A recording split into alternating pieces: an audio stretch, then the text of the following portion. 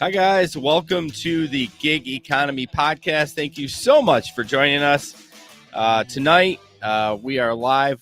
Well, I am live in the studio, sponsored by Irvine's Auto Repair in Grand Rapids Hybrid.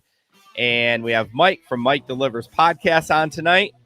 Jesper's on vacation, and this is kind of a makeup stream. Last week we were supposed to be on, and I, in the last hour before I decided to do the show, I brought all my equipment to Nashville and everything. I thought, I'm here to network. I need to do those kind of things. So I decided not to do the show. So I hope y'all aren't too mad at me. But I appreciate you guys all coming on tonight. And if you could do me a favor and share the show with anyone that you know or love or hate, I don't really care. Just share it with them in your Facebook group, Twitter, YouTube, whatever. Anything gig economy related, you can go to gigeconomy-podcast.com. Also, there is a link tree in the description.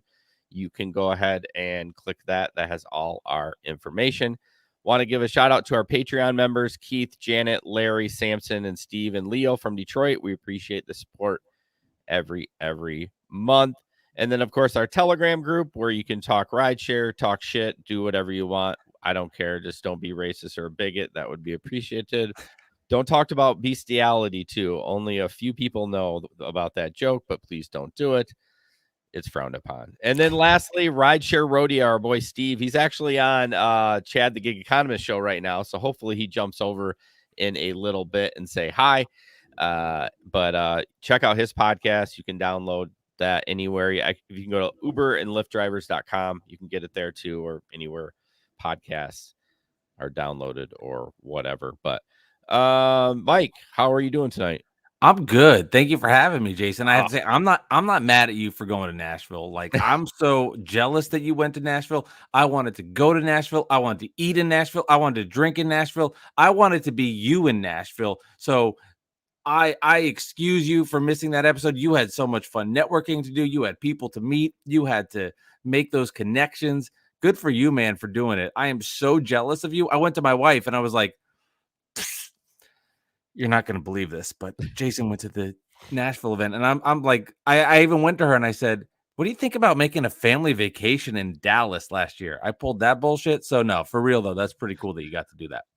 It was an amazing experience. I'll be honest with you. A lot of the sessions, some of the things that we went over, I knew a lot of the stuff. I'm not bragging by any means. I've been podcasting since 2017. I've read the, I'm not perfect. And I took at least one actionable thing almost out of every session. Right. So I'm happy about that. But the networking was amazing. Yeah. That to me seems to be, yes, you go to these sessions and you'll learn stuff. But to me, it's just you're in a community of other podcasters, other gig economy podcasters, etc. And that you can make those connections and meet people is something that, especially in the last 2 years, where the only people we've gotten to meet are our scales.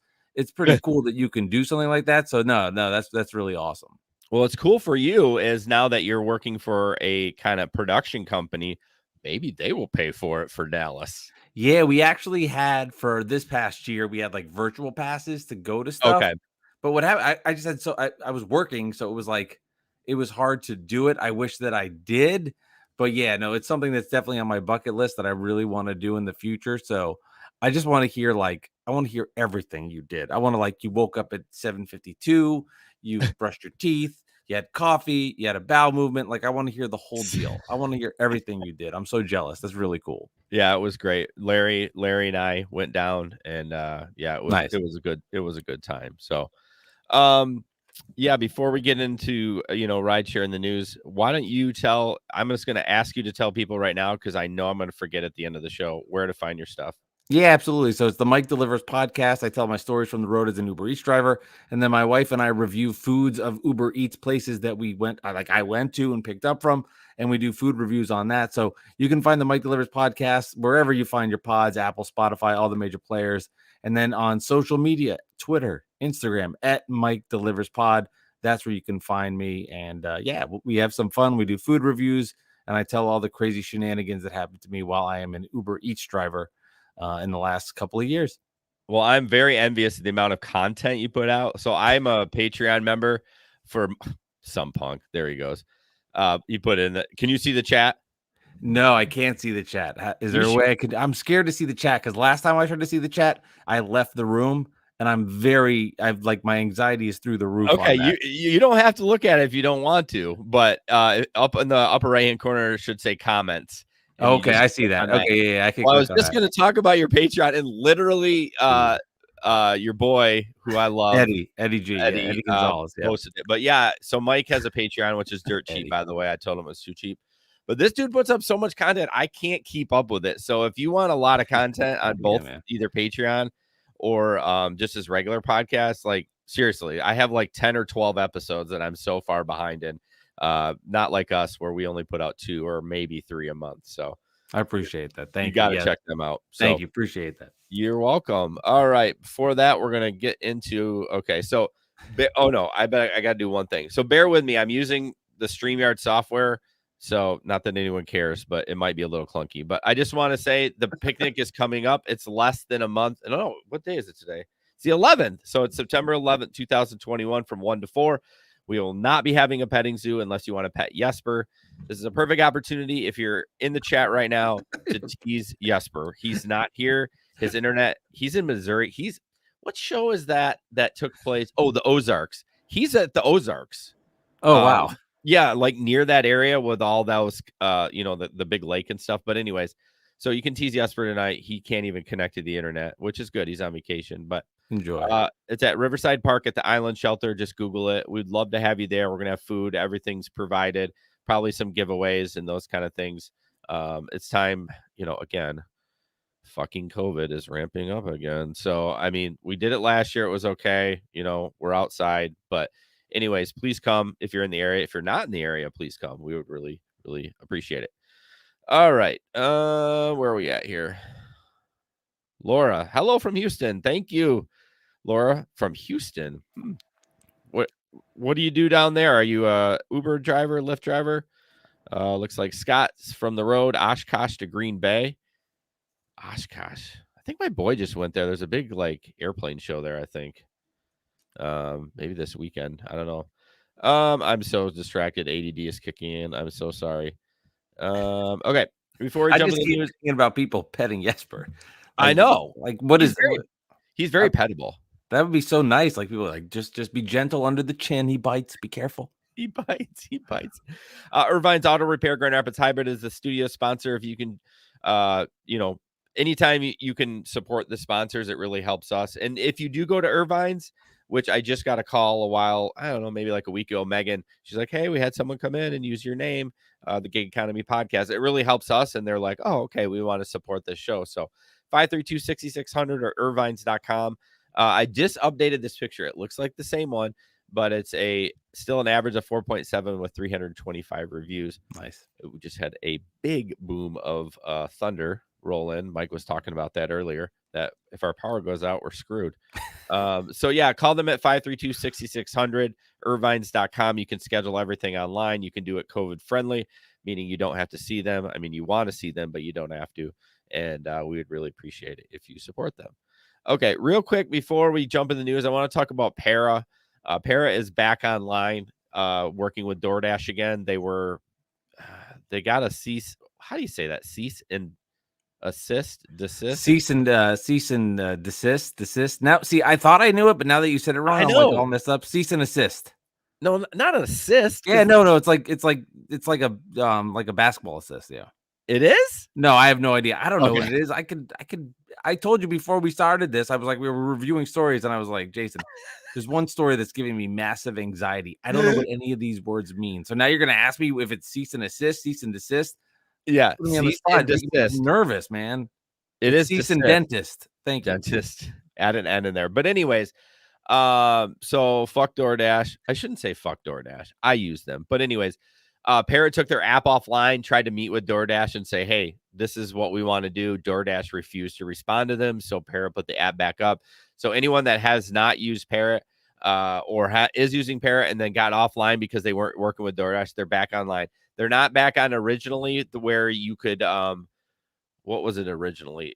You can see the subtotal now. So DoorDash did change some code, but it's back working again. So please use that app to make more money. I just wanted to throw that in there. I don't have any other Look at all the people cease and desist. Like, good Lord. It's so funny. The second you make a mistake, people are just all over it. It's like I'm fine. I'm fine with it. No, but it's like you say 8,000 words a day, and the second you say one wrong one, everybody is all over everybody. It's know. just amazing how it works. But hey, it's good to see the people coming through and helping out. But I get it. Yeah. So just for everyone listening, because Peter is a good friend of mine. He was a big gigster full time back in the day. We know each other quite well. He said I'm sick, and Peter, I am sick. I actually got the vid from Nashville, so I am kind of quarantined for a while. But I have been vaccinated, so the symptoms aren't as bad, and I'm not going to die. So it is what it is. So okay, so this first tip talk. No, that's not what it is. TikTok is interesting about. Oh, even Scott's getting the seasoned dentist. Oh, seasoned dentist. See, this is why you don't watch the comments. You get so fucking distracted. I know it is crazy. It's pretty funny you mentioned that. Yeah, now you start going at it. Yeah, I jinxed myself. So this first video is about, of course, tipping your driver. And we'll watch that, and we'll be right back. All right, so I want everyone to look at this right here. You see this? Do y'all think you know what this is? That is a Taco Bell filled with DoorDash orders that nobody is picking up. And you may be asking yourself, why? Why are all these orders just sitting there? Why is nobody coming to pick them up and deliver them to the customers? By the way, you can tell that these are DoorDash orders because they're all sealed. Well, allegedly, it's because all of these people didn't leave any sort of tip on their DoorDash. So nobody picked up their order, and now they're all just sitting there getting cold. And my response to that is, good. I hope it's stone cold by the time you morons get your food. If I've said this once, I've said it 100 times. If you can't afford to tip, don't order out. Now, I know people are going to say, well, the fees are too high, or go take it up with DoorDash. If the fees are too high, don't order then. Stop being cheap. Oh, sweet. And I'm sorry, the StreamYard thing is cool. It just stops playing and that's sweet. Yeah. There's a fucking fly in here. Have you seen it in my camera buzzing me around? No, I have not, but now I'm going to be looking. Oh, yeah, I just saw it. I just saw it. I shouldn't have pointed it out. Anyways, that was great. So yeah, I mean, this is reiterating tip your driver. I know those fees are jacked. Like, I've ordered it a few times, and it's expensive. The fees are expensive, but literally you need to tip. You can't. I mean, what are you doing? And as Mike, he's full-time, not full-time, but he's Uber Eats. He's doing all food delivery. So yeah, I love this video when I saw it, and I could obviously relate to it. And I think he brings up a lot of great points, because we hear people bitching all the time about, like, oh my God, the fees are crazy. These fees are insane. I'm not going to tip anybody. Well, at the same time, it's like, all right, you just spent $162 at a steakhouse, and you got steak, and you got mashed potatoes, and you got this and this. And then you're like, well, I'm not going to tip. At this point, it's like, well, this is what's going to happen. So it's cool to see too that the DoorDash drivers in that area are being smart and revolting against that action, so that people can tip moving forward and learn to do that. So, bigger picture. Okay, if you can't afford, if there's a big difference between $28 and then $32, if that's a huge difference where you're like, I can't tip, that's a bigger problem to me. So at that point, I agree with him when what he's saying is, don't bleep and go do the order if you can't tip. And if that's what you expect to get Taco Bell, 3 days later. So well-produced video. I thought that was really cool. Yeah, I wonder when people are going to get the idea of tipping, because clearly some people must be taking those cheap orders because people still do it. Right. That's a great that's the great point, is somebody's falling for the gimmick. Somebody's doing it. And that's why it'd be so interesting if you could ever, like, go behind the scenes and meet the Uber Eats DoorDash people and how they scam this. I think that would make for a fascinating interview. Like, oh, there's the rookie guy. Let's go get him. Get him. $2 for an order. He's not going to know what to do. He's just happy to be in his car. Yeah, and it might be just new drivers not knowing the game. Exactly. You know what I mean? But I actually put this clip together. It's not that complicated, but the guy that runs DoorDash, his name is Tony. Okay. So here we go. Fuck you, Tony! Fuck you, Tony! Fuck you, Tony! So that's actually from a TikTok. Those dogs that say, "Fuck you, Tony. What's your name?" Have you ever seen that one? And he goes, "My name's Ezekiel." Well, fuck you, Ezekiel. Anyways, if you're not on TikTok and haven't seen that, but yeah, Tony, the owner, fuck you. You need to do something because I mean they've even lowered the base pay from $3 to like $2.50 in some areas. Do you think that they like what happens? I guess Taco Bell just says we don't care. Nope. They got already paid. We can just let this food sit here and rot from there. And I guess they just don't really care, right?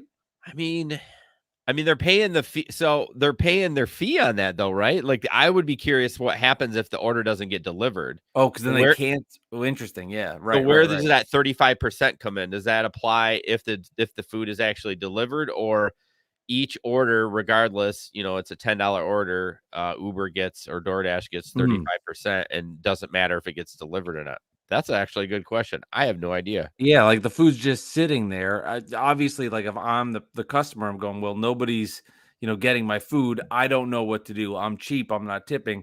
Let me cancel it. And then those bean burritos just sit there. What happens next? What's the next phase in the production of the cheap, cheap orderer? Yeah, that's who knows? That's Yeah. fascinating. Well, I think the bean burritos get thrown in the microwave and they eat them on their way home from work. I mean, That's right. Don't waste the food, guys. I like that. I wouldn't. We talked about on your show the breadsticks. That chick was eating those fuckers in the back. Like they weren't going to give. Yeah. I love that. That's an all-time story with the breadsticks. Yeah, it was. So Mike's going to talk a little bit about. Well, we're all going to talk about. Hey, Megan. About what are we talking about in this one? Oh yeah, DoorDash, Grubhub sue San Francisco over permanent delivery caps. Yeah, this was the one where they were saying about a certain percentage that they wanted it underneath at 30%, and they were getting upset at this cap level, basically from the restaurant perspective, saying, okay, I'm a restaurant and I want to give out, I want to make sure that I make enough money, and we're going to give a 40% increase so that we can make as much money as we can, DoorDash that is, off the restaurant. But Right. then the law is saying, no, you can't go above 30% because we need to make sure that these restaurants are making enough money. DoorDash, they're saying, no, this is unconstitutional. We need to make our money. We don't want a cap at that number. And all I could ever think about when I was listening to this story was like sports and how sports have cap numbers and they don't allow you to go over caps. Now, that might make no sense whatsoever when it's controlled in this conversation. But as a delivery driver and as a consumer of food that's delivered to me, that's good to hear. As far as like on the economy side and going into what's the free market, that's an even deeper conversation. But initial gut reaction was, well, good. Yeah. I mean, I see two problems. Well, I see one problem. Well, I see a lot of problems. Well, I'm not even going to number it because then I'm going to be called a liar. One of the problems is getting the government involved. They're capping that. The government's coming in, the county government. Hey, you can't do this. But on the flip side, as a driver, if there's less fees, maybe they'll tip you more. I mean, that's a great point. Logically, you think that would happen, but I don't know if it actually would. That's a really good point. I didn't think about that. I'm glad you brought that up. That's really interesting. Right. So if you go to a restaurant and that $8 that isn't going for your delivery charge of your, mozzarella sticks and the burger all of a sudden goes into your pocket, that'd be awesome. It would. So yeah, that's you swayed me. Initially, I was thinking that, but see, now it's interesting because now I'm thinking there's so many angles to this, right? Like if I'm a restaurant owner, I understand that perspective because people can't come into my restaurant. I'm forced to be doing these third-party apps because I need to make some sort of money. Right. And from my end, I'm like, well, hey, I want to get tipped more. I understand and respect what you're going through, but I need to get some more tips. So if this means people can give me more money, hell yeah. And then the consumer is just like, I don't know. I'm too lazy and fat to get out of my house. So I understand all of these perspectives. It's a really like, I feel like this is going to be such a great issue to be talked about in like the court of law. It's really cool too to be experiencing in real time, sort of, maybe 10, 20 years from now, court cases that make a difference in how things are established, but we're kind of learning how it's going through this. Yeah. Megan says, hey, I'm not lazy. I was actually going to bring that up. Megan's actually works for Irvine's. Her parents own it. So don't be too mean to her. But it actually is a laziness thing, because I literally live, like I said to you, Mike, before the show started, a mile and a half from all these restaurants. I can go pick it up. Right. And there's times where like you're in a pinch or whatever, or Megan's hungover at the baseball field and she needs food. Like I remember that. Yeah. yeah. So, but no, it is pure laziness a lot of the times. And then I'm usually fussy because it's not warm enough, and it's just like, I don't know. And then all the fees, I'm the same way. The fees suck. But going back to this story, 35-40% is kind of highway robbery. I mean, I'm kind of liking that the county stepped in a little bit and said, hey, this is ridiculous, especially during a pandemic. But anyways. Yeah, no, I agree. I do think that a number has to be established, because at some point, if you just keep going and going and going, and they can test their limits, and all of a sudden they're at 50%, 55%, 60%, and local, mom and pop restaurant that's really needs the support of this is like, we don't know what to do. You need to protect them. It's one thing for the Applebee's, the TGI Fridays of the world, the McDonald's of the world, but you're a local restaurant and you're relying on this. I could understand seeing that support and having it, and how it's a good thing, and not allowing these numbers to go out of control. We would have to talk to maybe a restaurant owner or a business owner to say, like, what is 30% and what's the difference? 20%, 30%, 40%. How does that affect your bottom line? Might be interesting to know. Yeah. I mean, the problem is they get you locked in, right? And then they slowly creep up the percentage, because like, oh, you're using great service. So now we're at 40, now we're at 42. And they're kind of like, I mean, I'm sure there is a breaking point. They will figure it out. I mean, it's obvious. You just look at your stats. You're like, okay, this company or this business and this business is canceled. But yeah, everyone's got to get their money. Jumping into the next article, Amazon's mission, getting a key to your apartment building. So as a flex driver, and I've done a lot of apartment buildings, I absolutely hate them. It's the bane of my existence. I mean, some of the apartments, they have like they're like outside stairs. You can go up and put them in front of their door, but a lot of them have buzzers, and it's just a pain in the ass. And, you don't really want to leave that package outside. Have I done it? Yes. Is it against the rule? Yes. Did I want to get home? Yes. My thing with Amazon Flex, I do not want to go back to the warehouse, because you got to remember, you deliver all your packages, right? You're done. If you have to go back to the warehouse with one that was undeliverable, it costs you money. You're driving back to the warehouse and time and gas. So I'm to the point, I haven't done Flex yet this summer. They must be desperate though, because they email me every day. But if I get to an apartment complex, and I'll get into the story in a minute, I'll hit my apartment. Let's say it's 4 I need to get into, and no one answers. I go 1, 2. I buzz every single one until somebody opens it up. And it's rude. I get it, but I want to get this package inside in front of their door. But what Amazon is trying to do is, and some of them do have this, some of them actually have lockers, which is kind of cool. In these bigger apartment complexes, you deliver to these huge set of lockers. You scan the package and it goes in, but they're trying to get basically keys into these apartment complexes. Just going around, they'll put all the whatever, the fobs in and everything. But a lot of people don't like it because of security. Someone said, oh, it's hackable. I'm like, what isn't hackable? I mean, I agree. The key fob you're using, the customer or the resident might be using to get in anyways, is hackable. So that's not really a good case. But apparently there's salesmen going around to all these apartment complexes trying to get people to sign up for this. For me as a driver, I think it's amazing. I love it when we have easy access to apartments. But what's your thought about that as a consumer of Amazon, Mike? Yeah, as a consumer. So I live in a condo that's outside, and people leave it at the door, and they just ring the doorbell, and the package would be in my front. If I lived in a condo, though, I'd be into this. I mean, I got to be honest, I'd be into this because I think of the efficiency and how much easier it would be to get things. Now, I understand it's 2:07 in the morning and you're going out to walk your dog in your underwear, and all of a sudden you see somebody in your house and in your apartment complex, like, who the is this? That would be a little concerning. But I think as things modernize and we're just in the infancy, in my opinion, of all of this. So these are the growing pains that we have to go through. Things need to change to get more efficient at this. At some point, some jackass is like, I'm going to just swirl around a neighborhood. I want a new electric toothbrush. I want to get a new polo. I want to get a new teddy bear. Whatever's in front. Teddy bear's a weird example, but there's things in front of you. You could just take whatever you want. So I think that we're going to have to modernize, and then we're going to have to adapt and get better at this stuff, because people are going to catch on, and there's bad people in the world, and we need to find a way to be more efficient at this.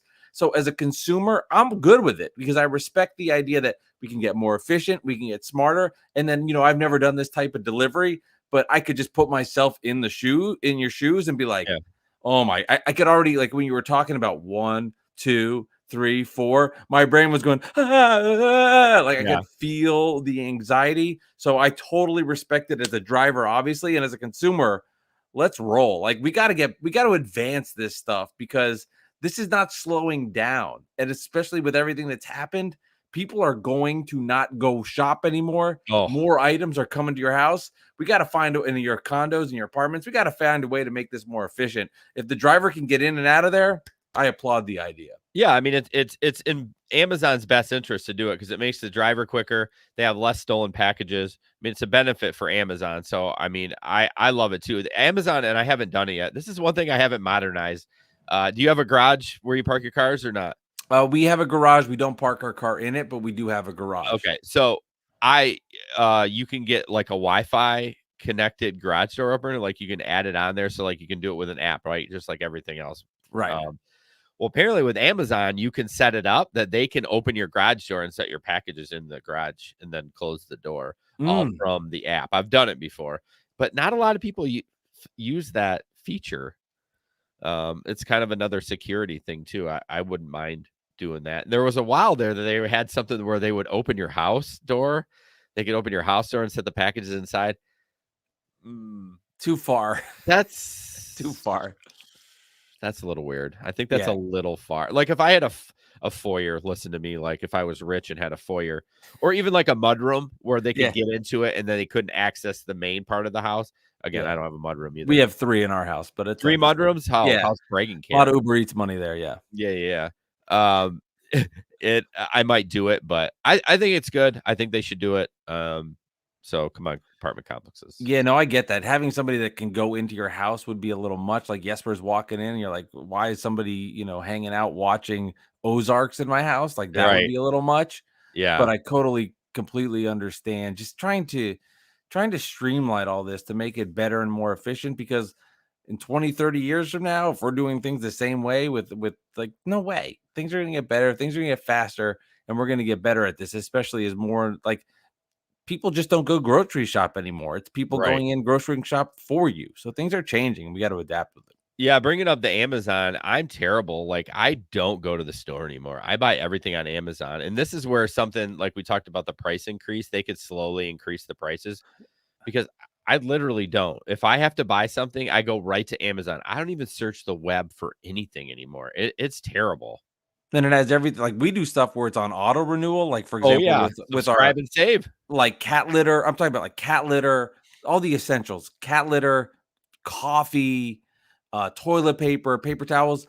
We're just on like such a kind of rigorous schedule where, in 2 weeks we're out of toilet paper. Yeah. There's the toilet paper order, and you don't even have to think about it anymore. I know. It's much better than, going into the grocery store and fighting for things. I mean, it's just streamlining life. Megan says, I got all school supplies on Amazon. I have 30 glue sticks, 26 too many. What do you do? That's a lot of glue sticks. That is a lot of glue. Those sticks go a long ways. My daughter's into crafts, and they go a long ways all over my table. So, all right, Mike, you want to grab the next article? Yeah, absolutely. Oh, let me just bring it up on my handy dandy notebook. Yeah, 1 second here. As I get my document up.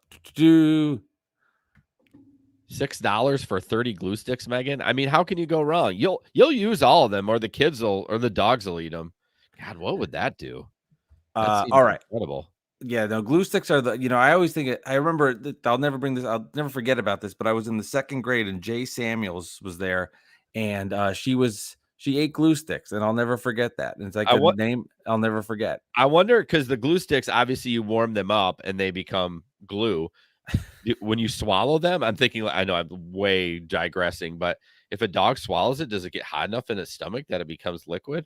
Okay, yeah, we're not going to find out. I don't want to do that. Not. All right, so the next story here, as I get myself organized, is a private pool rental industry is growing in West Michigan. And basically what's going on, there's a handful of people in Grand Rapids area that are renting out their backyard's pool on Swimply, an online platform for private pools. And what's going on here is homeowners, think of it like, I guess, an Airbnb, but they're renting out their private pools for people on this private pool platform. And people are renting them out using these pools as vacation homes or vacation spots that they can go out and hang out with. And Mike. I think this is another great idea and another advancement in technology. And I love the idea of other just different ways. Jason just ate paste. Okay. You're not lying about reading these comments. I think it's really cool that somebody could go out and just continue to develop ways to make more money. And you know what? Like, let's rent out the pool, get out of the house for 8 hours, have some fun, and a couple $100,000 later in our pockets. Pretty dope. Yeah, I actually have a video. I forgot about this. You did an amazing job, but we're going to play it anyways because I loaded this son of a bitch up. But your description was probably way better. West Michigan homeowners have a new opportunity to make some money right from their own backyards. 13 on your side's Andrea Flores tells us about Swimply, a service making private pool rentals a reality. There's only a handful of pools available on Swimply in the Grand Rapids area for anyone looking to get their feet wet.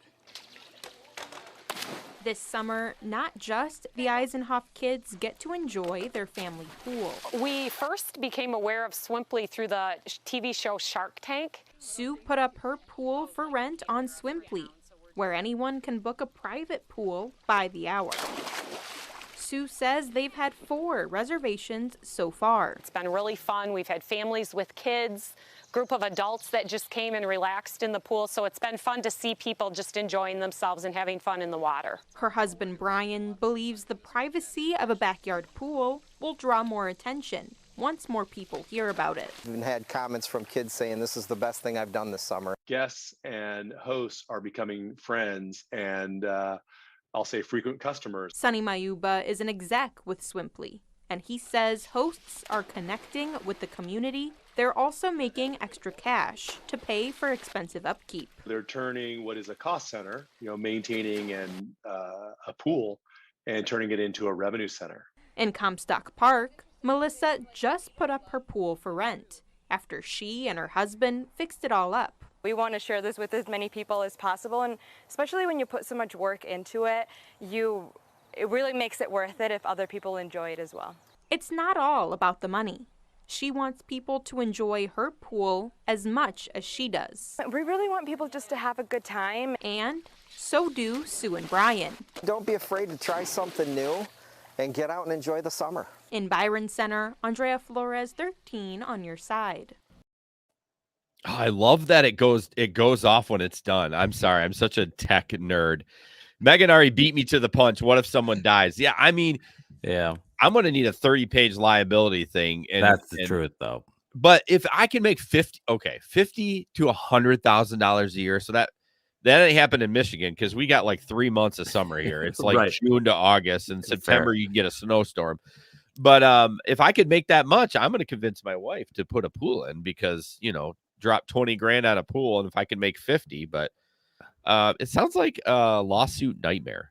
Yeah, it does. And that's the scary part. Like, do you rent a lifeguard? Do they come in? What happens on that side of things? Because you got to make sure all your family is safe. And there is a lot on that side of things. I mean, it seems like it's a lucrative business, though. And just something else like that you can do that. I also just love, on a side note, I love local news reports. This is something I did in college when I went for broadcast journalism, and I was so bad at this. And there's this one thing I did at a bowling alley, and I have like the biggest wedgie I've ever had in my life. So anytime I see these old school news, like these news reports, all I think about is my ass crack, which is nothing to do with this. That's hot. Yeah. So we could go right here if you want to see. Yeah, no, but like just be safe, make sure everything's required. And you're right. There's 75 pages of if something happens. Not my problem. Unfortunately, I'm sorry. Yeah, what makes me think about it is a lot of drivers, and I don't know if you have this, Mike. I don't know if you have supplemented car insurance while you're out driving, but it's probably something you should look into. It's more impactful for passengers, but it reminds me like they're probably like, oh, we'll just use the app's insurance. They'll cover us. But I would recommend if you're using this, what was it, Simply? Yeah. Swimply? Swimply. Yeah. I would look into some extra insurance on that. And a lot of homeowners policies probably don't cover that kind of stuff. You know what I mean? Like making money off your home and stuff like that. But I wonder if they require you to like leave the house if you're having a party. Like, I mean, this is kind of simple questions, but like, okay, let's say you have to go to the bathroom. Are you allowed to go into the oh, house? that's true. Is the family there? Do they have to leave? Are they watching you? Like, is little Timmy in the back room watching Power Rangers? Like, what happens during this whole time? I don't know, because I guess if I rented out somebody's pool, I personally not want to like look into the kitchen and there's the owner staring at me. I don't think I'd be able to relax as much. So the pool is the bathroom. Yeah, I guess you could just urinate right there, or do something else. A little over the line. Truthfully though, I don't feel comfortable doing that. I'd like to go into an area that has a toilet. So I'd just be like, what's the rules with that? Is there a bathroom? Yeah. Can I go in your house? Are you there watching me? Do you have to leave and go to the Bennigan's for 8 hours? What happens? Yeah, I mean, if it was me, I would, if I'm making $50,000, I'd do it up. I'd hire a lifeguard. I'd get one of those deluxe porta potties where it's like air conditioning and shit. I'm like, yes, you're making 50 or 100 grand. I'm going to spend a little bit, but that's a good point. Where does that kid got to go take a deuce? Cause I mean, I grew up in a pool. I know when you drink that chlorine water, it makes things get and you need to get to a bathroom quick.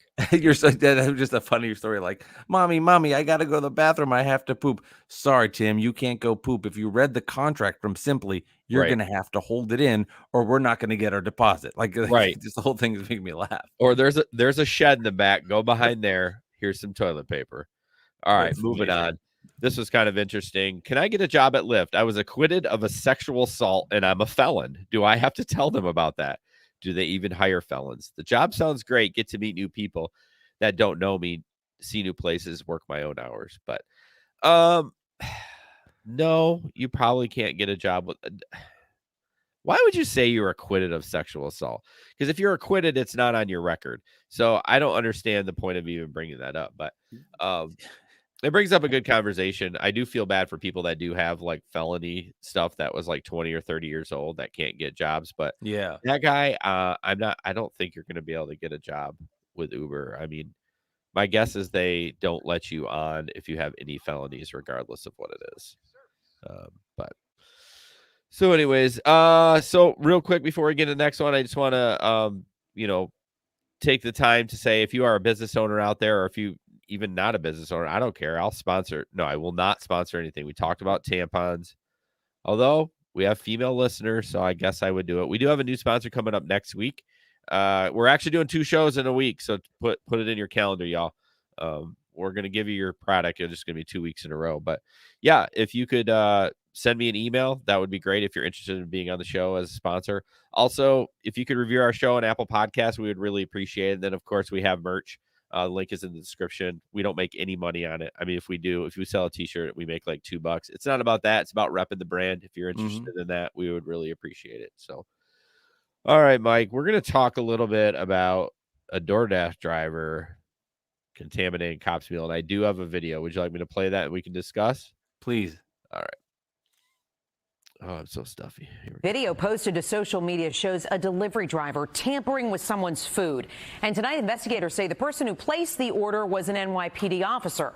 News 4's Ida Siegel is in Brooklyn with the investigation now underway and the charges the driver could face. The video is disgusting. This is a DoorDash delivery man sticking a note inside a Chipotle container, contaminating the meal. The person who received that delivery was a police officer at the 61st Precinct in Brooklyn. I think it's disgusting. I mean, even though it's like he's a police officer, I believe that, even if whatever biases you have towards police officer, that shouldn't affect your judgment in you delivering food. Look again, and you can see the note says, hope that blood might have been tampered with in other ways. Police say it happened between 2 and 3 in the afternoon on Monday, and the officer threw the food in the trash. I just think that's, just not okay in general, Probably had some kind of intention behind it. bad intention. The incriminating video was posted on a Facebook page by a user called So Certified. In the comment section, he claims to be the one who put the note in the food saying, "This is a Facebook public announcement. I don't violate people's food like that. This was personal. We at war." The Facebook page has since been deleted. We reached out to DoorDash, and they tell us in a statement this behavior is absolutely unacceptable and has no place in our community. We take the trust and respect of merchants, customers, and Dashers extremely seriously. We have deactivated the Dasher and have reached out to the customer involved. Chipotle says in a statement that the driver's actions are inexcusable, and they've made sure their delivery partner has deactivated that account. You ever wonder, are they messing with my food or? I wonder that everywhere I go, to be honest. Police are now searching for that delivery man, and if they end up placing him under arrest, he could be charged with reckless endangerment, which is a felony. Reporting from Sheepshead Bay, Ida Siegel, News 4, New York. Yeah, so I actually have another video. I don't have it for this show because I prepped this show last week and I was like, fuck it, it's already prepped. But another driver doing something stupid like that.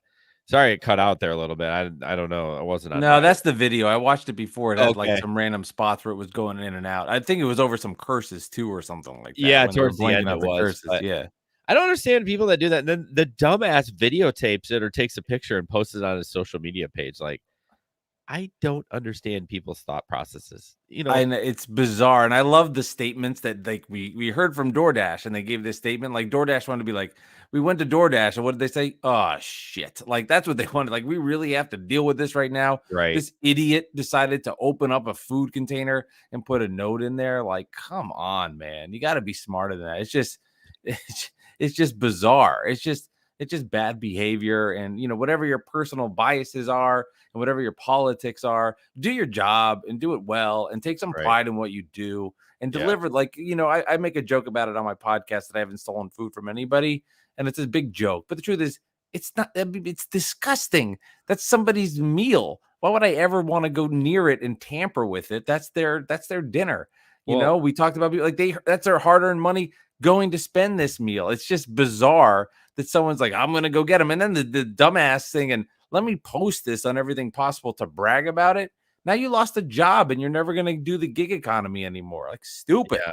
No, the sad part is he'll just go to Grubhub or Uber Eats and it'll be and there's no way for them to have do you think there needs to be some sort of circle communication? That's not for when it's a bad customer that just wants to be a jerk. No. And oh, so-and-so's food was 20 minutes late. I'm going to try to get them off and whatever happens. But something like that where it's warranted for that person should never be involved in this again. That's actually a really good point because it takes so long for the legal system or anything to get through. Right. The background checks they do once a year. So if you had this driver on DoorDash that, I don't know, assaulted somebody or whatever, that driver could go. I mean, he could have raped somebody. I mean, okay, obviously rape, he's going to be in prison, so that doesn't count. But my point is, if it's something that they can get out of jail within a day or whatever, post bond, they can be on any other platform for another year until they run the background check. And honestly, I don't think any food delivery companies have rerun my background check. It's only been Uber and Lyft. Yeah, I want to say maybe once it's happened and I had to update something in Uber in 2+ years, but not enough where, something bad's going to happen. I'm just saying it's not enough where it's recurring enough. And I'm not saying I'm doing bad stuff, but you want to make sure that almost like they're doing audits on the driver is not a terrible idea. Every so often, just plucking people because, we're consumers too. Like we talked about before, people are bringing us stuff. And if they're going to making changes and people can go in and out of places, there needs to be, a little more systematic parts with that. So I wouldn't be opposed to that. No, I don't know how they would implement it, but it does seem like that's something that they could do. But like I said, I can see Uber, even though you're only doing food delivery, I can see Uber running yours, but I'm talking about Grubhub and DoorDash. I've been on both those platforms for years and they only did it the one time. You would. Yeah. And I wonder if it's I guess from their end, they're just we don't want to deal with the expense. I guess. I don't know what Sumpunk means. We're at a war with grammar. Is he talking about cease and desist? I don't know. It might be that. I'm not the best grammar person. Oh, I'm horrible. We say on this podcast, though, we're not experts in geography or math. Yeah. Those are the two issues. So, all right, Math, Mike. I'm okay. Talk about talk about your the man brought his own scale to Texas Roadhouse. No video on that, right? Just an article. No, just an article, and I love this. So basically, somebody went to the Texas Roadhouse. It was his birthday, and the Texas Roadhouse said that you would get a 6-ounce steak. And what he did was he brought his own little mini scale, like a food weight scale, not one you put on to figure out your body weight, but a food weight scale. He he brought this scale to the restaurant, and after the steak was delivered to his table, he put the steak on the scale, and it said it was 4.6 ounces. He then complained about it, made a whole stink about it, got an extra steak, and he went viral over this whole idea that he was promised a 6-ounce steak, but he brought his scale and got a 4.6-ounce steak. Now, I do believe, though, and there's a point bringing out here on the comment section, that it's 6 ounces before it's cooked, and once the fat renders out of the meat, it then goes down a little bit. Now, probably the more it's cooked, the more ounces it will lose because of the fat leaving. So I do believe that the steak was probably a little smaller, but not as much as he had thought. And also, that is psychopathic behavior to bring a scale to a restaurant to measure how much your meat is absolutely and utterly ridiculous. I think this guy's a professional. I mean, he probably goes to Logan's and Applebee's and does the same damn thing, and he gets that shit for free. But I mean, most of them, I shouldn't say most of them. I'm talking out my ass. But I would think most of the menus say 6 ounce and then in parentheses before cooking, because every piece of meat is going to shrink down a little bit. Yeah, I mean, it has to. Now, there was a good point, and there was comment sections that I was dissecting and analyzing that, like, maybe if you got a better higher end meat and you went to like a high end steakhouse, that it went from 6 ounces to 5.3, or if you got it well done and it became a briquette, like you're going to lose all of that, rendering down of the fat, and it went down to that. But I'd love to be at that table. You're out with your buddies and you're going like, Frank, what are you doing? This looks like it's a 4.5-er, Bill. What are you talking about? Yeah, that's right. I'm going to shrinkage. I'm going to take out my scale and weigh it. And then I'd love to see the reaction of the waiter. Yes, can I get you another drink? No, I just took out my scale and I weighed my meat and it's 4.6. You promised me 6 ounces. And like the server's probably going, okay. I flopped my meat on the scale on the table. Yeah, man. Like, here's my meat. I'm going to weigh my meat. You're going to tell me that you promised me more meat. I came here for meat and you didn't give me enough meat. It's just kind of crazy. I mean, like, oh my God. Well, when you put up the or when you said the comment of a high-end steakhouse, my guess is a high-end steakhouse actually cuts their meat a little bigger to compensate for that kind of stuff. Good I point. Bet you Pro they tip do. there. Yeah, I bet you they do. James Little, can you turn off the closed captioning, please? James, I don't know what that is. I don't have it on. I think Facebook puts that on themselves, so I can't help you there. I apologize for that. Can you all say meat a couple more times? Meat, meat, meat. I love meat. Beep, beep, beep. Beep, beep. I love Sunpunk. That guy is so fucking funny. COVID Jason sounds like Zach Galifianakis. I'm so fucking stuffy, y'all. I appreciate you dealing with it. Oh, my Lord in heaven. Hi, Steve. Thank you so much. I appreciate you coming on. I know. Zach, hey, that's Zach Galvin. That's a good, hey, that's not bad. Have you ever seen the little clips between two ferns? It's the funniest fucking thing ever. I've seen the teasers for it. It's a good movie. But it's a show. It's a show, right? I don't even know. I have no idea. I see him on TikTok, but I saw one between him and Jennifer Lawrence from the Hunger Games. Yeah, it was fucking hilarious. I was dying laughing. Dude. Both of them were hilarious. She's like, "You're fat." And he's like, "You're da da da," and they're just going at each other. But that's amazing. Now that's all I'm going to be thinking about right now is your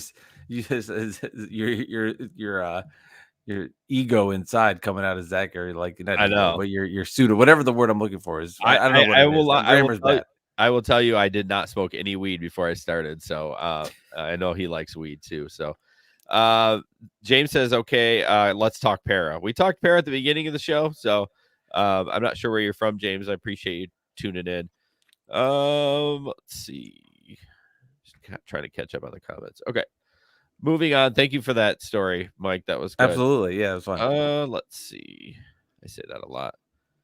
Where are we at here? All right, here we go. This is kind of funny. What's the strangest delivery you've had? And I know Mike's got a billion stories. Again, check out Mike's podcast if you want to hear some crazy ass stories, and he does a great job describing them. What's the strangest delivery you had? I delivered to a graveside service 44 apple pies from McDonald's. That is incredible. Yeah. I mean, I've never delivered that, but clearly the guy that died loved those damn apple pies from McDonald's. Yeah, that's got to be the tie-in. Like, hey, let's celebrate so-and-so's life by getting all these apple pies. I could not even imagine what that delivery driver is thinking and going in through his head when he or she is going to the gravesite and they're like, oh my God, like that is wild. Yeah, what am I getting myself into? Seriously. That is crazy. What do you have anything off the top of your head? I know I'm putting you on the spot. Yeah, no, of course. You know, the thing that jumped in my mind that I've been thinking about was I do a lot of deliveries from IHOP, which is not and a lot of deliveries on a Sunday, which is very normal for IHOP, you know, pancakes, breakfast, the whole deal. But I'll never forget getting an IHOP order. It was Sunday at 9:45 in the morning, and the person ordered the fresh fish tilapia meal and had it delivered to their house at 10 in the morning on a Sunday. And I was like, this is unbelievable. Somebody's getting some fish from tilapia at IHOP, which is one thing to have a discussion, but before 10 in the morning. And I'll never forget, I bring it up and I go to this woman and it's just like this beautiful woman ordering tilapia from IHOP at 10 in the morning. And it's just maybe not the craziest story, but that always just struck in my head. I'm like, okay, so then my wife and I had to try this tilapia. We had to do it for one of our episodes. So I had to try it. I was like, I gotta know what this tastes like. But that always was weird. Like, wow. All right. I feel like if you've ever worked third shift, you can eat any kind of food at any time. I mean, I worked like 3 years in a factory out of high school, third shift. And then I'm like, I don't care what time of the day it is. I will eat a burger at 8 a.m. It does not bother me one bit. But tilapia, and again, who orders a tilapia from frickin' IHOP? I'm with you. I like to eat. I'm not a huge breakfast person. Like I don't eat eggs. I don't like that. I don't like your traditional breakfast stuff. I'll eat non-breakfast things for breakfast. I'm a big fan of leftovers of dinner for the night before. But to make a conscious effort to go to to order IHOP and have somebody deliver me the tilapia, like that's something I probably would not do. It's crazy. Getting fish from a delivery service seems gross to me. So yes. All right, moving on real quick. I just thought I'd share this picture. I thought it was kind of cool. Dave, the Uber slave, he's got one of our stickers on his mic. Nice. I sent him out a little gift package for being on the show, but I thought that was pretty cool. So I don't see him tonight. He's usually on chit-chatting, but cool. That looks good. That looks solid right there. Thank you. Real quick, part of being part of our Patreon is merch. You actually, one thing I learned at the Patreon, they were at the podcast movement. They actually have their own merch thing built into Patreon. So you can actually create a piece of merch just for your Patreon people. So I thought that was pretty cool. But we'd love for you to support us. Everything goes back into the business. We don't take a paycheck. We're not going to the strip club or anything, I promise.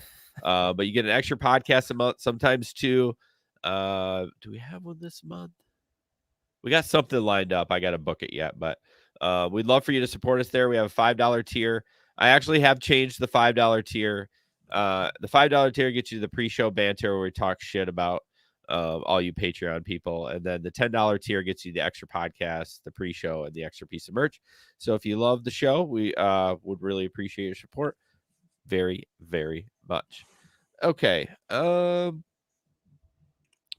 This is kind of weird. So this is kind of a weird text with DoorDash. So the customer says, why did you put this BS left-wing vaccine propaganda on my bag of food? Reporting you to DoorDash. Driver, no idea what you're talking about. I didn't put anything on your bag. On my customer, on my McDonald's bag, it says vaccine.gov on it. Your job is to deliver my food, not to put your propaganda stickers all over my order. Let me get this straight. You think I put that on your bag? Who else would? Here's a tip for you. Don't push your commie vaccine BS at work because you will run into people like myself who won't put up with it. Dude, I didn't put anything on your bag. That's how I picked it up at McDonald's. If you have an issue with that, contact DoorDash support at McDonald's. I'm just a delivery driver. Nothing to do with that. Stupid left-wing commie. Nothing left to say for yourself. Enjoy your 1-star and hope you lose your job. Reporting you. Okay. We talk about this a lot. There's a lot of that stuff that goes on that people get weirded out about. But my guess is it was probably a damn sticker from McDonald's. Yeah, we're just going off what we read on the text exchange, but it just seems like the delivery driver had nothing to do with it. And then also, if the delivery driver was wanting to express that his or her feelings on that situation, now why, once we're in the middle of this conversation, just like, lay back on it? It just, like, at that point you're like, well, I want to convey my point even further. So I wouldn't be like, oh, I didn't do that. You would probably think this person would want to engage, like, this is my, my views, let's get into it. They were like, I don't care. I just wanted you to get your Big Mac and I can move along. I don't give two bleeps. So yeah, I'm with you. It didn't seem like the driver was into, pushing what that person it was offended by. Well, two comments. One said, Megan says it's on McDonald's coffee cups too. But Megan actually has sent me private text that because she would see this like survey on her food or something like, oh, rate 5 stars. And she thought it was the DoorDash driver writing that on her food. I'm like, if they fucking did that, you better report them because that means they opened the bag. But we did figure out that the Qdoba, there's a newer one in town, has been doing that on their food, like whatever their containers, which is super annoying, by the way. Like, I understand that you want me to review, but actually physically writing that shit on my food makes me repulsed, and I will actually go out of my way. I only do those surveys when I've had exceptional service. Or I'm pissed off. One of the two. It's never exactly. in the middle though. There was somebody I interviewed on my podcast that his name is Bug Z. He's a rapper and he's a DoorDash driver. Okay. And he would take his CD albums and put them in the order. Not like if it was McDonald's, he wasn't going to open the bag and put it in there. But if we've done enough orders, you know how it works. He would take his CD and leave it in food orders and have people listen to him in his rap. And he was a rapper, Bug Z, in the Tampa area. Interesting. And he's got like 8,000 deliveries and 100% rate. He's a great driver. And he was just like, hey, let me just promote my album. And he did it that way. Yeah, I mean, it's a good way to get reported, but and then of course, who has CD players nowadays? That's fair. I don't even know if my wife's got a 20. You always talk about the RAV4. My wife's got a 2016 RAV4. Oh, nice. I'll have to yours record one day. 2017, I think. 2017. Yeah, I crashed the 07. Now you know I listened to the show, right? Because I knew what freaking year that was. Yeah, that's good. But I don't even know if it has a CD player. It may have one, but I mean that's a good idea. Like I've always just thought of trying to think of ways how I can reach gig workers, about the podcast and those kind of things. There's just it's that's like, what do they call that, guerrilla marketing, where you're just like out there doing some but I mean, like as a driver, if you're going from house to house, and I don't know how many deliveries you're doing a day, but if you were to take your card, staple it on the bag, you've just, like, say for example, mentioned it, you just reached out to 20 people that now have access that you would never have known before, and if 3 people like it, then you have them listen, there you go. What I need to do is hook up with like a for me personally, I'm thinking about my brand. I don't care about that rapper. No, I'm just kidding. No, what episode was that? That must have been a while ago. This is like episode 38, 39, way back in the day. Yeah. I didn't go back and listen from the beginning to your show. Once I met you, I started from there. But if I could get like a business to be like, hey, attach these cards or give them to the drivers when they come in. I'm just thinking about, how I could grow my show, but moving on. Yeah. Some punk stick a micro SD in the bag. Let's see if they, that's weird. Megan said, yes, on my Qdoba, it's the Metro one doing it. Yep. I called and talked to them and told me it looked bad on the drivers. Am I a Karen? Shit. I think Megan's drinking White Claws. Megan, it's freaking Wednesday. What are you doing, girl? I don't think so. I would do that. Here's a question for you, totally random, and we're getting close to wrapping up. I go to a gym, and it's like a group exercise thing. It's called F45. The other day, some dude brought his dog to the gym, and it was a chilled Frenchie bulldog. But see, I almost want to email the gym and say that's kind of weird because, like, what I'm lifting like 45-pound weights, and we're talking like free weights. It's not like on a system. What if I drop my weight on that dog? Yeah, that would make me nervous. I mean, because the last thing you want to do is hurt an animal. Now, yeah, I don't. So was the dog just like running? Yeah, around, he was just like walking free around, range, like sniffing my crotch when I'm bending over. I'm like, this is fucking weird. Yeah, that is weird. Now, I'm an interesting person in the sense that I was not an animal person for the first 34 years, 33 years of my life, and I didn't get it. And I was like really upset when my wife got us a cat. And now I'm like the biggest animal lover on the planet. And I totally get it. So I switched. But even with that in my mind, you don't need to be dealing with the stress of little Fluffy running around, and you're putting down your weight, going, listening to your music, and then all of a sudden, Thunderstruck's playing in your headphones, and you drop your weight on this dog. Like, that would be terrifying. Yeah, you have a good lift, you're like, and you throw it down, and like, oh, there's a dead dog. Right. No, that's that's not the way you want to end your workout. That's not good. Eddie, God, it's fucking funny. Crotch sniffing workout beats smelling the equipment after. I disagree. I'd rather go in somebody's crotch. I mean, it depends on the crotch, I guess. I don't know. Oh, that's touche. All right, Mike, we're going to talk about this Amazon. It's a heavy Amazon show. Do you want me to play it? Then we can discuss? Yeah, sounds great. Let's do it. All right.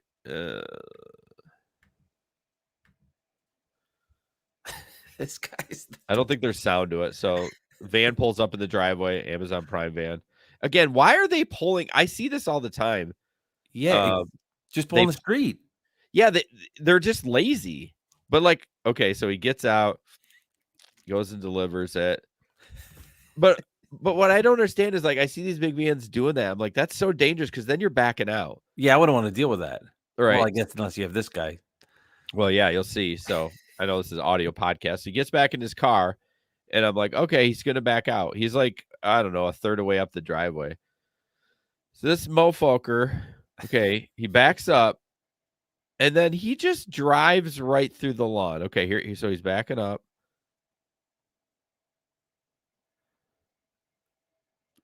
I don't know what he's doing. He's turning the wheels. Yeah, this is weird. No, he just goes.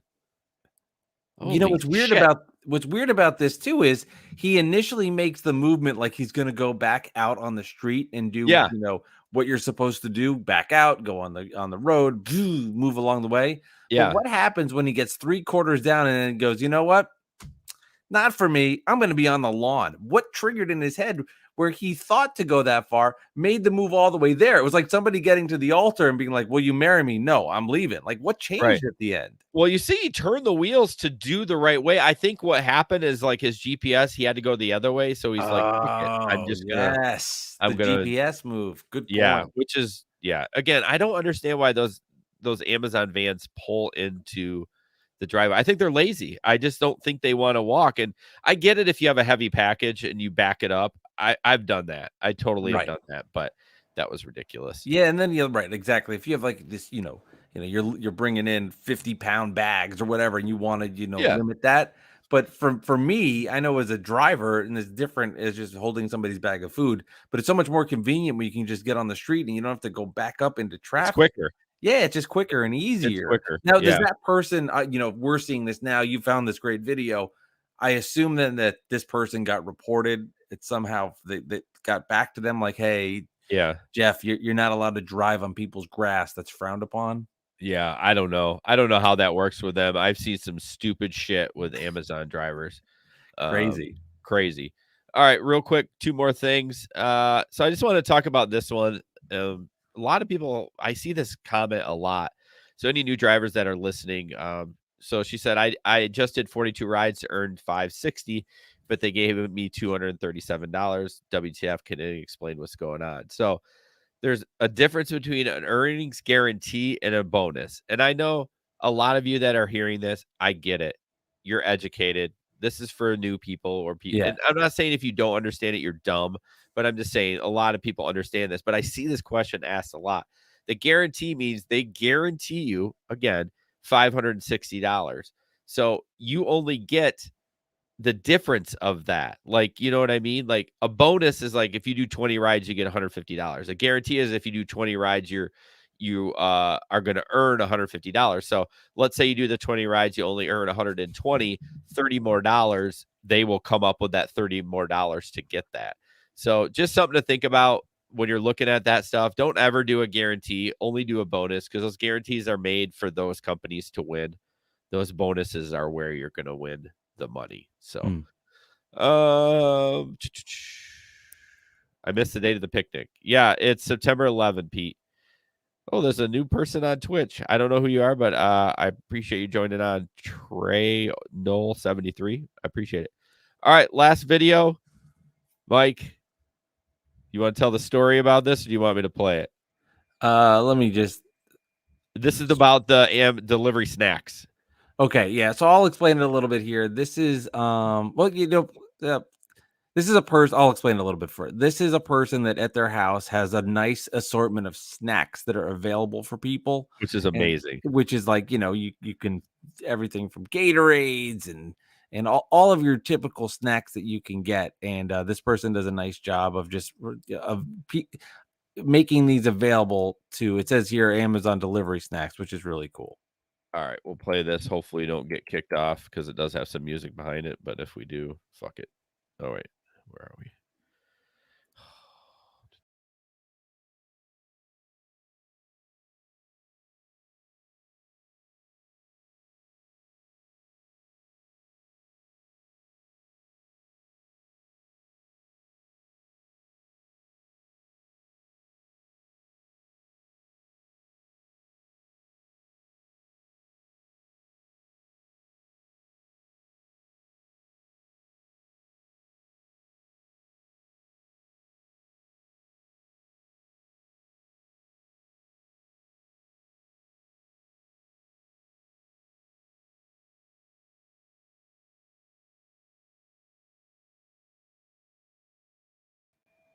So I started talking during that. I forgot StreamYard mutes me, and I'm like, I'm trying to explain it. Yeah. I think the Amazon van, it didn't have any sound with it, so it didn't mute us. But anyways, that is so cool. I see that a lot during the holidays, but I don't see it much after that. But I always tell my wife we're going to do that, and then we never do because we're terrible people. No, you're not a terrible person, but I'm the same way with stuff. Like, I'm gonna do it. I'm not gonna do it. I little small detail in this video, which I think was a complete contrast to the Amazon driver we saw before, who decided I was going to go on somebody's lawn. Was this person? She got the food, she got her drinks, and then sprinted back to her vehicle. Like, she was like, I'm in the mood to like get things rolling. Yeah. But yeah, that's an awesome thing to do for delivery drivers. And I have a story where somebody did that for me, and I thought it was fascinating because I dropped off a McDonald's order, dropped off the bag, and then I took a snack and a water, but the person didn't really give much of a tip. And so I always found like this conflict in my head. So we'll speak if I'm a bad person, like, okay, this is awesome. Thank you for this little snack. Thank you for this drink. This was great, but I didn't get paid a couple of extra bucks. Now, in the long run, if I had another $3 or $4 in my pocket, fine. So it's probably better. I can remember that experience in that moment as a delivery driver. But it was a cool feeling. But I always wanted to be like, just curious. You didn't tip much. Did you spend it all on the snacks? Was that enough? I feel like I'm Larry David. Was that enough for me? I appreciate the Cooler Ranch Doritos, but I needed the $4. So yeah, it's always kind of jogged in my memory. As an employee of a company, it's always nice when I have those extra things, though. Like, money is great. Don't get me wrong. We're all working for money, right? I mean, we're not doing it for fun. Like, we have a goal in mind. We want to live. But it's always nice to have that little extra stuff that when the employer does go a little further than they have to, and while being independent contractors, they're kind of our employers, right? Those are our customers. So, right. And it's kind of cool when you get snacks. I do get excited when I'm delivering. I see that stuff. Like, I've gotten some good stuff, some like full Snicker bars, like the big ones, and sodas and stuff like that. Yeah, I always perk up. No, normally I'm only delivering, packages, so I'm not getting a tip from them in either way. But it always lights me up a little bit when I see that. Yeah, you're right. And it's interesting, at the base of it, we're human beings, and just the simplest of things that can make you feel better and make you feel good always goes such a long way. And if you can do something like that and you can light up somebody's face, yeah, why not? Yeah, for sure. I got a package you can deliver. Hey-o. Yeah, sexual stuff. Right, exactly. Anyways, well, guys, I appreciate you guys being on the show tonight. I'm sorry my nose is stuffy and I'm feeling like dog shit, but shut up, Pete. It's not small. And I appreciate Mike being on, of course. You can check Mike out, obviously, anywhere you get podcasts. I got to get Mike on the Linktree plan. So that was dope. I'm gonna look into that you tomorrow should, morning. because That's on my list of things to do on this notebook. I added Linktree. It's there. Yeah, do it. You can post your shit all over the place. But I appreciate y'all listening. Again, just a reminder, we will be back next week on Wednesday, 2 weeks in a row. I know it's amazing. Jesper will be back. I will be out of quarantine, thank God, so that he can come in the studio and we'll go from there. All right, guys, thanks so much. Mike, stay on the line real quick.